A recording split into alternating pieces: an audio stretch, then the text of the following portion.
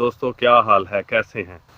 मैं हूं डॉक्टर ज़हूरुल इस्लाम शाहिद और आप देख रहे हैं मेरा चैनल होम्योपैथी एंड हेल्थ। प्यारे दोस्तों, आज की वीडियो में मैं आपके साथ एक जादुई असर रखने वाली होम्योपैथिक मेडिसन मेडोराइनम के यूजेस एंड बेनिफिट्स शेयर करूंगा। चलें शुरू करते हैं। प्यारे दोस्तों, मेडोराइनम सुजाक के जहर से तैयार की जाती है। यह दबी हुई मरूसी सुजाकी बीमारियों में बहुत मुफीद साबित होती है। मरूसी सुजाक में जो मुकाम मेडोराइनम का है वही मरूसी सफलस में सफलीनियम का बयान किया जाता है। अगर ये दवाइयाँ इस्तेमाल ना की जाएं तो ये बीमारियाँ ज़िंदगी का मुस्तकिल हिस्सा बन जाती हैं और पीछा नहीं छोड़ती, बार बार हमला करती हैं। बहुत काबिल डॉक्टरों का कहना है कि सफलस यानी आतशक और सुजाक इंसानी मुआशरा में कदीम से पाए जाते हैं, इसलिए इनके जहर मरूसी बन चुके हैं। ज़रूरी नहीं है कि किसी इंसान को खुद ये बीमारियां लाहक हुई हों, मरूसी तौर पर इनमें ये अलामतें पाई जा सकती हैं। दोस्तों, पहले सफलस का इलाज बहुत मुश्किल समझा जाता था और अमूमन मरकरी दे दी जाती थी, मगर अब अगर मुसलसल 1 महीना पेनिसिलिन दी जाए तो कहा जाता है कि यह बीमारी जड़ों से उखड़ जाती है। होम्योपैथिक नज़रिया यह है कि सफलस जड़ों से कभी नहीं उखड़ती बल्कि मुख्तलिफ बेस बदल लेती है और जब इसे साजगार हालात मैसर आएँ तो फिर असली सूरत में ज़ाहिर हो जाती है। जदीद तरीन एलोपैथिक रिसर्च से भी ये होम्यो नज़रिया दुरुस्त साबित हुआ है। एड्स पर अमेरिका में होने वाली रिसर्च के दौरान ये बात सामने आई है कि एड्स के बहुत से मरीजों को अचानक सफलस भी हो गया। हालांकि पहले सफलस का कोई निशान मौजूद नहीं था। जब इनके ख़ानदानी हालात मालूम किए गए तो बाज़ के मतलब यकीनी तौर पर इल्म हुआ कि इनके बाप दादा में से किसी को सफलस की बीमारी थी और मरकरी के इस्तेमाल से इसे दबा दिया गया था, मगर बज़ाहिर यह नापैद बीमारी मुख्तलिफ अवारस के बेस में हमेशा जिस्म में मौजूद रही। यही हाल सुजाक का भी है। यह भी नस्लन बाद नस्ल जिस्म में मौजूद रहता है। अगर इसे जड़ से ना खेड़ा जाए तो इसके नतीजे में पैदा होने वाली बीमारियों के इलाज भी सती साबित होते हैं। इन दुआओं में जो दबे हुए सुजाक का कला कमा कर सकती हैं, एक मेडोराइनम है जिसकी बहुत तारीफ की जाती है और बाज़ डॉक्टर कहते हैं कि हर इलाज मेडोराइनम से शुरू करना चाहिए। अगर सुजाक की दबी हुई अलामतें मौजूद हों तो मेडोराइनम की बहुत ऊंची ताकतें इन्हें उछाल कर बाहर ले आएंगी। इसके नतीजा में बीमारी की जो शक्ल भी ज़ाहिर होगी, इसका इलाज दरअसल दबे हुए सुजाक का इलाज साबित होगा और इसके बाद असरात हमेशा के लिए ख़त्म हो जाएंगे। दमा का भी मेडोराइनम से बहुत तल्लक है। बच्चों का सूखापन, दमा, दायमी नज़ला, दाद और ख़ास किस्म के मसे वो अमूमी बीमारियां हैं जो सुजाक के दब जाने से जिस्म में जहरीले रुझानात के तौर पर छुपी रहती हैं और हस्बे हालात कभी कभी ज़ाहिर होती रहती हैं। हर किस्म के मसे जो थूजा के काबू में नहीं आते, इनमें मेडोराइनम देना ज़रूरी हो जाता है। बाज़ औरतों को शादी के बाद बाज़ तकलीफ़ें आ जाती हैं, मसलन हैज़ के अय्याम में बेक़ैदगी, दर्द और असाबी कमज़ोरी वगैरह।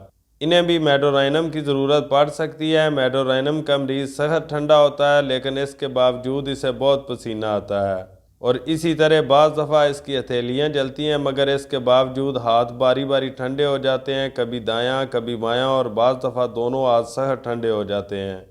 वजाउल मुफासल और बाई की अमूमी दर्दों में अगर अलामतें मिलती हों तो इसे बहुत मुफीद बताया जाता है।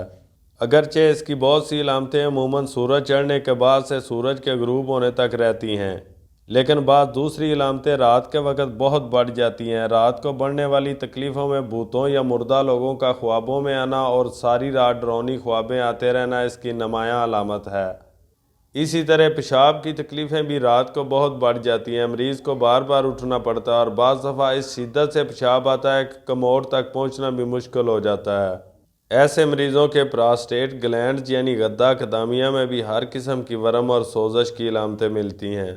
थूजा भी मेडोराइनम से मिलती जुलती दवा और इसमें भी अक्सर तकलीफ़ें आधी रात के बाद बढ़ती हैं। वजह मुफासल में अगर पहले मेडोराइनम दिया जाए तो असल अलामतें खुलकर बाहर आ जाती हैं और इलाज में आसानी पैदा हो जाती है। मेडोराइनम की एक अलामत जिस्म में सुइयाँ चुभना और छपाकी निकलना है, जिसका शोर से भी एक ख़ास तल्लक है। अगर शोर ज़्यादा हो और असाब पर दबाव हो तो छपाकी निकल आती है। मेडोराइनम में पाँव और टांगों के वरम भी मिलते हैं। घुटने तक टांगें बेहद ठंडी हो जाती हैं। बाज़ दफ़ा ऐसे मरीज़ों के तलवे इतने ज़ूदेस हो जाते हैं कि मरीज़ तलवों के बल चल ही नहीं सकता। इसे घुटनों के बल अपने आप को घसीटना पड़ता है या फिर बहुत एहतियात से ऐसा तलवों पर दबाव डालते हुए चलना शुरू करता है और चलने से जो गर्मी पैदा होती है इससे कुछ देर के लिए चलना आसान हो जाता है, मगर बाद में तलवों की तकलीफ़ पहले से भी ज़्यादा बढ़ जाती है।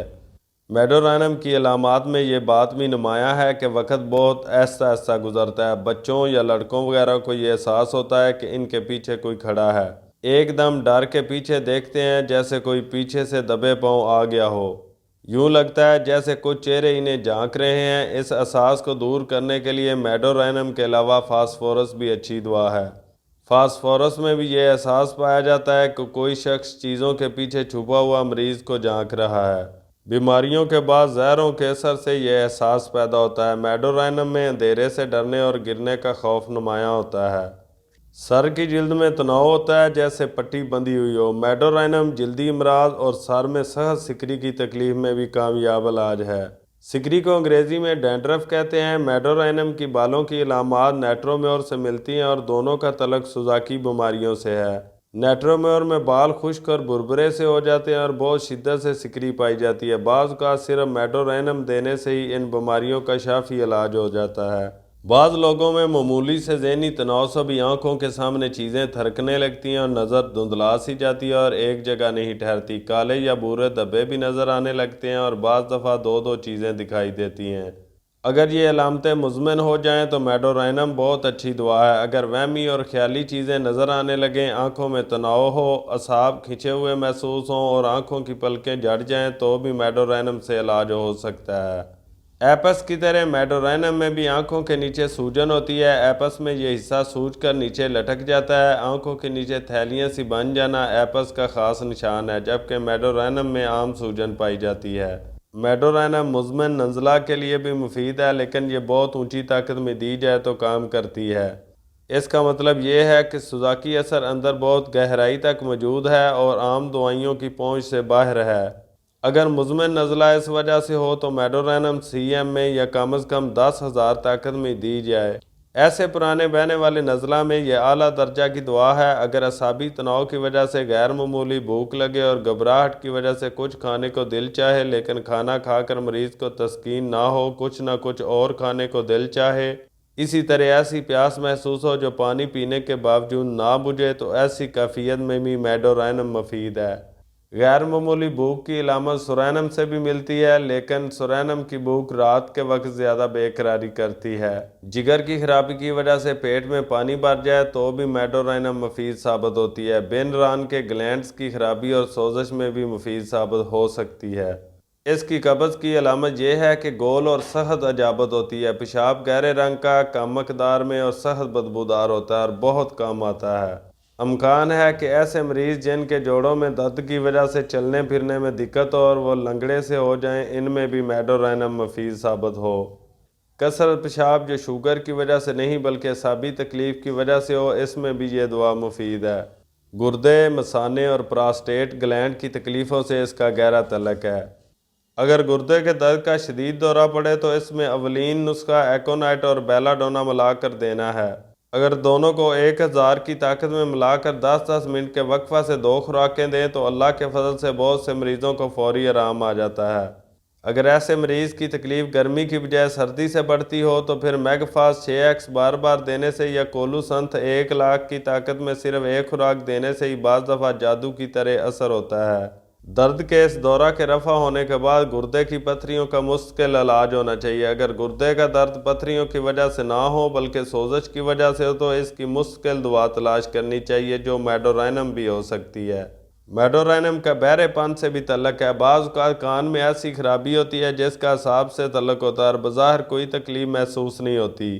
ایسا بہرا پن جو مزمن ہو جائے اور بڑھتا چلا جائے، اس میں بھی میڈورینم استعمال کر کے دیکھنا چاہیے۔ میڈورینم بر وقت دینے سے فائدہ ہوتا ہے۔ سلفر کو بھی نظر انداز نہیں کرنا چاہیے۔ میں نے بعض مریضوں کو جن میں کان کی ہڈی کی خرابی کی وجہ سے تیزی سے بہرا پن پیدا ہو رہا تھا، سلفر سی ایم استعمال کروائی۔ اس سے ہڈی کی بیماری ختم ہو گئی اور بہرا پن جہاں تک پہنچا تھا وہیں رک گیا۔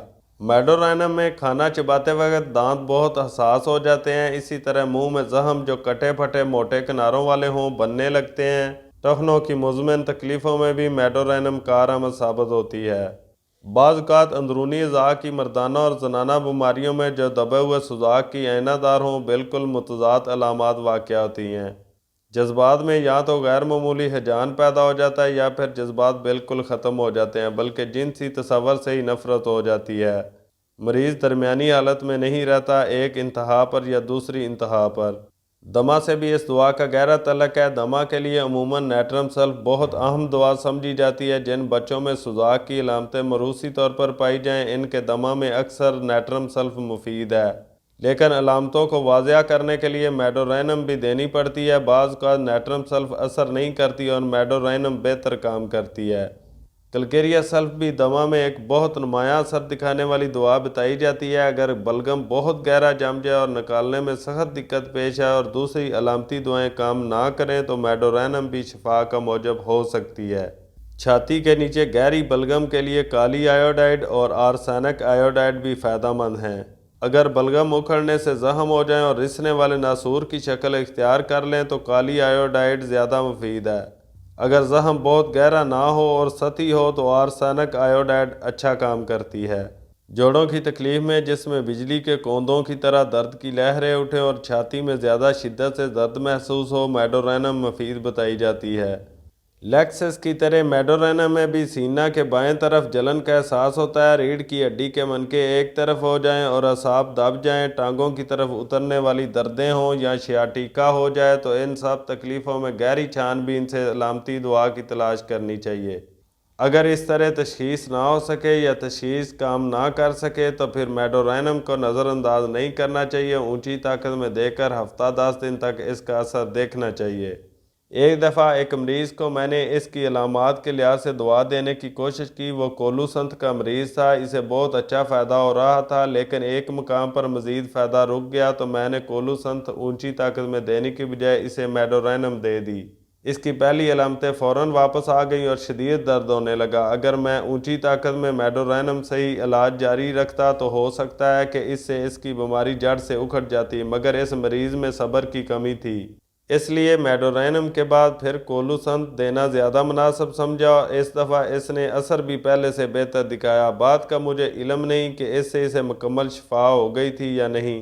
جب کمر کی تکلیف کا ٹانگوں پر اثر ہو تو ایسا بھاری پن پیدا ہو جاتا ہے کہ لگتا ہے کہ ٹانگیں لکڑی کی بنی ہوئی ہیں۔ یہ بھی میڈورینم کی ایک خاص پہچان ہے۔ بعض کا تشنج سے بھی دوران خون بند ہو جاتا ہے اور اس دوا میں بھی تشنج پایا جاتا ہے، خاص طور پر پنڈلیوں میں۔ اگر زیادہ دیر تک کھڑے رہنے سے تشنج ہو جائے تو میگ فاس بھی مفید ہے، لیکن میڈورینم میں تشنج تلووں میں بھی ہوتا ہے اور پاؤں مڑنے اور اندر کی طرف سکڑنے کا احساس ہوتا ہے۔ میڈورینم کی کئی تکالیف سورج کی تمازت سے بڑھتی ہیں۔ مرطوب موسم میں اور سمندر کے کنارے آرام آتا ہے، لیکن بعض تکلیفیں رات کو بڑھتی ہیں جن کا اوپر تفصیلی ذکر آ چکا ہے۔ اس کو عام طور پر 30 طاقت سے لے کر 1,00,000 طاقت یعنی cm طاقت تک استعمال کیا جاتا ہے۔